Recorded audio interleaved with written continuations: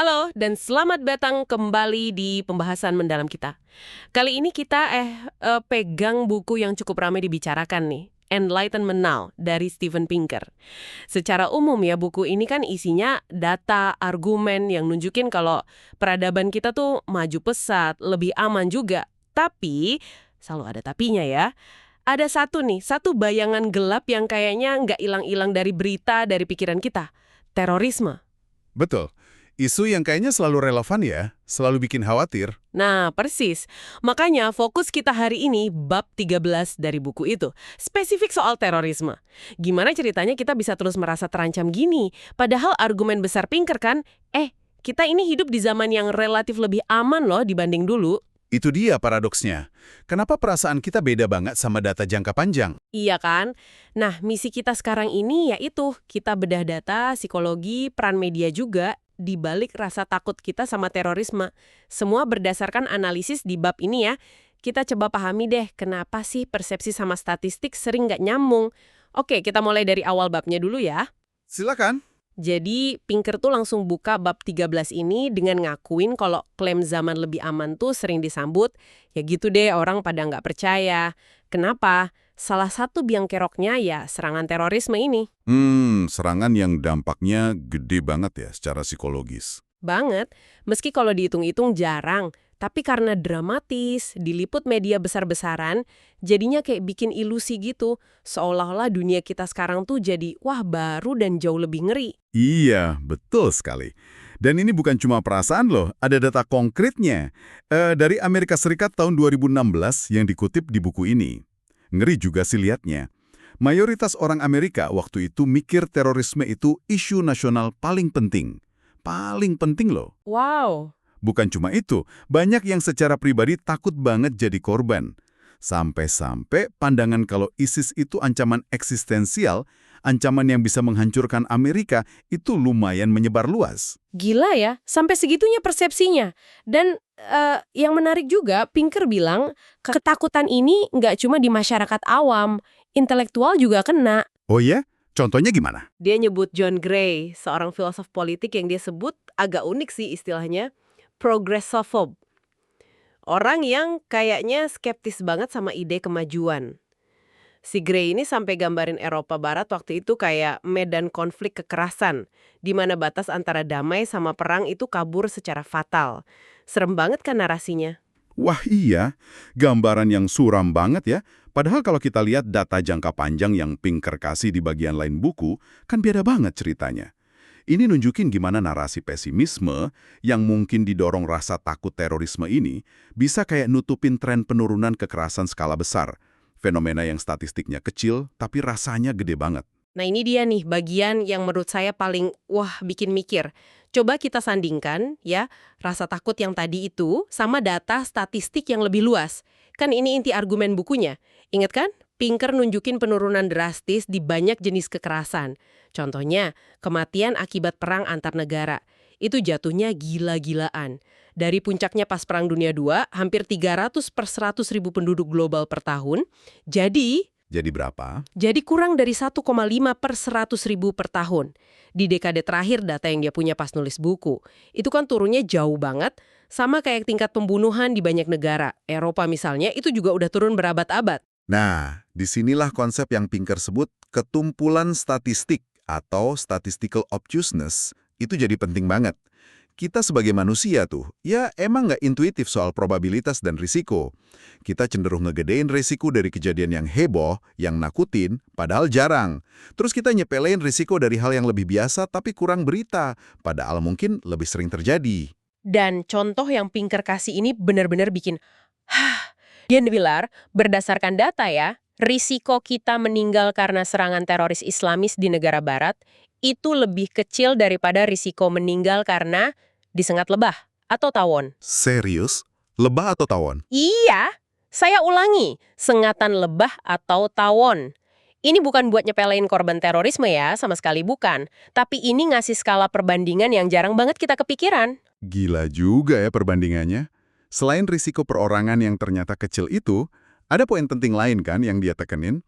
Soal tujuan terorisnya sendiri. Oh iya benar, apa itu? Pinker bilang, Secara historis, gerakan teroris itu hampir nggak pernah berhasil mencapai tujuan strategis jangka panjang mereka. Hampir nggak pernah. Mereka mungkin sukses bikin takut, dapat liputan media, atau mancing reaksi berlebihan dari negara. Tapi tujuan akhirnya kayak gulingin pemerintah, bikin negara baru, atau ngubah dunia gitu, wah, itu jarang banget kesampaian. Ini kan kontras banget ya sama persepsi, misalnya ISIS itu wah kekuatan penghancur peradaban, padahal realitanya kemampuan strategis mereka ya terbatas. Oke, pertanyaan gedenya jadi, kenapa bisa ada jurang selebar ini antara persepsi risiko terorisme sama data aktualnya? Pinker nunjuk ke cara kerja otak kita nih, ke bias kognitif. Bias kognitif ya, yang mana tuh yang paling relevan di sini? Salah satu yang paling kena itu bias ketersediaan, availability bias. Pernah dengar? Kayaknya pernah. Coba dijelasin lagi sedikit. Jadi gini, bias ketersediaan itu kecenderungan kita nilai sesuatu mungkin terjadi atau enggak, itu berdasarkan seberapa gampang contohnya muncul di kepala kita. Nah, serangan teroris itu kan biasanya, Visual banget ya, dramatis. nah itu dia, visual, dramatis, emosional, terus diliput media habis-habisan berhari-hari, gambaran pesawat nabrak gedung, bom ledak, penembakan, itu kan nempel banget di otak. Akibatnya, kita jadi merasa ancaman ini jauh lebih gede, lebih mungkin nimpa kita dibanding ancaman lain. Padahal ancaman lain itu mungkin secara statistik lebih bahaya. Tapi ya kurang seksi buat berita, kayak penyakit jantung atau kecelakaan biasa gitu. Dan di titik inilah peran media jadi krusial banget ya. Bukan cuma ngelaporin, tapi ikut ngebentuk cara kita melihat dunia. Pinker ngutip refleksi menarik nih dari dua jurnalis New York Times, David Bornstein sama Tina Rosenberg, pasca pemilu AS 2016.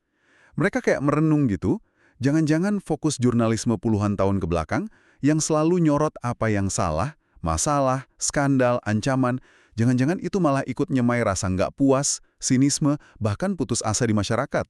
Wah, refleksi yang dalam ya. Itu cuma perasaan mereka aja, atau ada data yang nunjukin emang gitu? Nah, ternyata ada datanya loh. Pinker nunjuk ke analisis data besar oleh Kalev Letaru. Itu ada grafiknya juga di buku, gambar 41. Analisis ini ngukur sentimen positif atau negatifnya jutaan artikel berita di New York Times sama media global lain selama beberapa dekade. Hasilnya, ada tren yang jelas banget dan terukur. Pemberitaan global itu emang makin lama makin negatif, makin suram, terutama sejak tahun 70-an. Jadi perasaan dunia makin parah itu sebagian ya dibentuk sama kacamata media yang kita pakai. Jadi ini kayak kombinasi maut dong ya. Bias kognitif kita yang gampang kena cerita dramatis, ketemu sama fokus media yang cenderung ke hal negatif, jadinya badai sempurna buat ngegedein ancaman terorisme. Tepat sekali. Kalau kita sambungin, fokus negatif media ini kayak bensin yang nyiram api bias ketersediaan kita. Bikin ancaman terorisme itu rasanya deket banget, selalu ngintai, jauh di atas probabilitas statistiknya. Bukan berarti media sengaja jahat ya, tentu aja enggak. Berita buruk kan sering dianggap lebih penting. Tapi efek kumulatifnya, yaitu bisa mendistorsi pemahaman kita soal dunia nyata. Pinker juga nyinggung gimana ketakutan ini bisa dimanfaatin. Bahkan mungkin sengaja buat tujuan tertentu.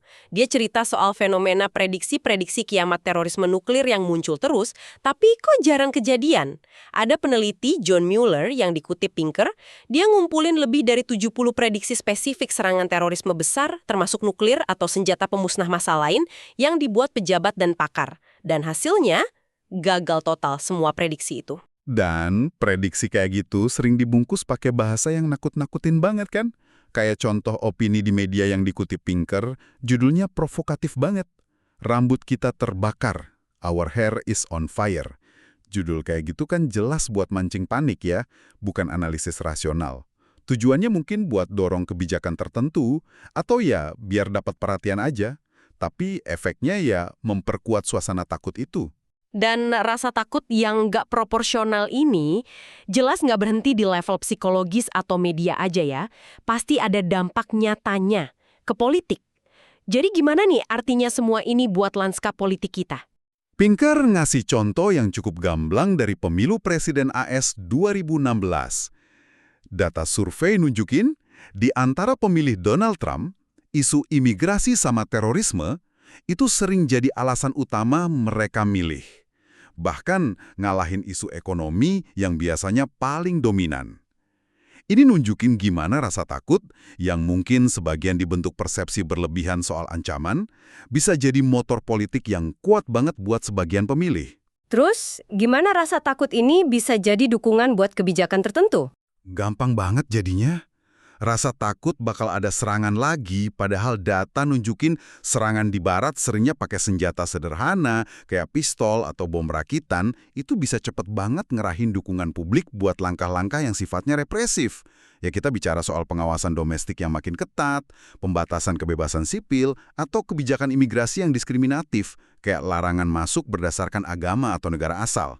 Dalam suasana takut gitu, pertimbangan rasional soal efektif enggaknya, sepadan enggaknya, dampak jangka panjangnya, itu sering kesamping, emosi ngalahin analisis, gitu. Tadi kita sempat singgung sedikit soal terorisme nuklir. Bab ini juga bahas itu kan, walau nggak panjang lebar ya. Apa sih poin utama Pinker soal ancaman spesifik yang satu ini? Iya, bagian ini emang relatif singkat. Mungkin karena fokus utama Pinker lebih ke jenis ketakutan terorisme yang dampaknya udah kerasa banget di politik sehari-hari. Tapi, dia nunjukin satu hal yang agak aneh ya, semacam diskoneksi gitu. Kayak yang tadi disebut, banyak prediksi gagal soal serangan teroris pakai senjata pemusnah massal. Contohnya prediksi Direktur Intelijen Nasional AS waktu itu, John Negroponte, tahun 2003. Dia bilang ada kemungkinan tinggi Al-Qaeda bakal nyerang AS pakai senjata kayak gitu dalam 2 tahun. Nyatanya kan nggak kejadian. Diskoneksi yang dimaksud itu gimana? Gini diskoneksinya. Di satu sisi, rasa takut sama serangan terorisme konvensional yang pakai bom biasa atau senjata api, yang risikonya statistik lebih kecil tapi lebih gampang dibayangin, itu ternyata efektif banget buat mancing tindakan politik konkret, meskipun kontroversial ya, kayak pengawasan massal atau larangan perjalanan. Nah, di sisi lain, ancaman terorisme nuklir yang kalau sampai terjadi dampaknya bakal jauh lebih dahsyat justru, menurut Pinker, belum cukup bikin politik atau publik tertarik sama langkah pencegahan yang paling mendasar, yang paling substantif. Langkah pencegahan substantif itu contohnya kayak gimana? Bisanya nih program internasional yang serius, didanai cukup, buat ngamanin atau ngilangin bahan-bahan fisil kayak uranium yang diperkaya atau plutonium di seluruh dunia. Itu kan bahan baku utama bom nuklir. Ngamanin material ini tuh cara paling efektif buat nyegah bom jatuh ke tangan teroris. Tapi usaha kayak gini seringnya kurang dapat perhatian politik dan anggaran dibanding langkah keamanan yang lebih kelihatan, tapi mungkin kurang fundamental buat cegah skenario terburuk. Jadi ada ironi gitu, kita reaksi keras ke ancaman yang lebih kecil, tapi kurang fokus cegah ancaman yang jauh lebih gede. Oke. Coba kita tarik benang merahnya ya dari obrolan kita soal bab 13 ini dan kaitannya sama argumen besar Enlightenment Now. Jadi intinya sih Pinker nunjukin kalau terorisme itu ya memang tragedi nyata, bikin orang menderita. Tapi tingkat ketakutan publik yang dihasilkannya itu jauh banget melampaui resiko statistiknya. Nggak proporsional gitu ya, Matis. Terus, rasa takut ini dikuatin lagi sama media yang cenderung nyorot yang negatif, yang ngancam. Dan ujung-ujungnya, yaitu tadi, punya konsekuensi politik yang gede, pengaruhin opini publik, hasil pemilu, arah kebijakan negara. Penting banget buat digarisbawahi ya, seperti yang Pinker juga tekankan, kalau memahami ini tuh bukan berarti kita mengecilkan arti nyawa yang hilang atau trauma korban terorisme, sama sekali nggak. Tujuannya lebih ke menempatkan fenomena ini dalam perspektif yang lebih luas. Pakai nalar dan bukti kan, itu semangat pencerahan yang jadi inti bukunya. Kita perlu nanya, respon kita ke terorisme ini udah pas belum sama ancamannya? Atau jangan-jangan kita lebih banyak dikendaliin rasa takut? Iya. Ini jadi pertanyaan penting banget sih, tentang gimana kita seharusnya jalan di dunia yang penuh info dan berita seram ini ya. Gimana caranya bikin penilaian risiko yang lebih akurat? nah, itu dia. Mungkin bisa jadi bahan renungan buat kita semua nih, buat Anda yang dengerin juga. Kalau persepsi kita soal resiko bisa segininya kedistorsi sama ancaman terorisme yang relatif jarang, kira-kira di area hidup mana lagi ya intuisi kita mungkin lagi nipu kita? Mungkin soal menilai kemajuan di bidang lain. Atau malah khawatir berlebihan sama teknologi baru. Atau sebaliknya, jangan-jangan kita malah ngabaiin bahaya yang lebih laten tapi kurang heboh, kayak perubahan iklim atau resiko pandemi di masa depan. Bisa jadi. Terus belajar, terus nanya, berani lihat data meskipun kadang nggak enak atau nggak sesuai sama perasaan kita. Tantangan yang relevan banget di zaman sekarang, sejalin sama upaya terus-menerus buat pakai nalar, sains, dan humanisme buat pahami dunia kita.